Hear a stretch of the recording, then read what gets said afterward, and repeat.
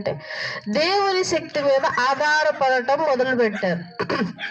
అలా ఇంకో భక్తులను చూస్తే షడ్రకు మేషకు అబేద్నెగోలు తీసుకువెళ్ళి అగ్నిగుండంలో వేసినా సరే వారు ఏమంటున్నారు అంటే సర్వశక్తుడైనటువంటి దేవుడు నన్ను కాపాడుతాడు, మమ్మల్ని రక్షిస్తాడు, మేము క్షేమంగా ఉంటాము అని చెప్పి ఆయన శక్తి మీద ఆధారపడ్డాడు.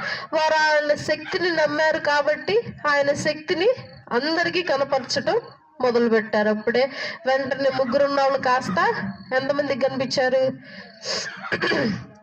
అగ్నిగుండంలో షడ్రకు మేషకు అబేద్నెగోలు గారితో ఇంకెంతమంది కనిపించారు? ముగ్గురుగా ఇంకొక వ్యక్తి ఉన్నాడు, మొత్తం 4 కనిపించారు. కాబట్టి నీవు గనక దేవుని శక్తి మీద ఆధారపడితే నీ బలహీనతలో ఖచ్చితంగా దేవుడు ఏం చేస్తాడు? నీకు కావలసినటువంటి ప్రతిదీ ఇచ్చి దేవుని శక్తిని నీతో ఉన్న వారితో కూడా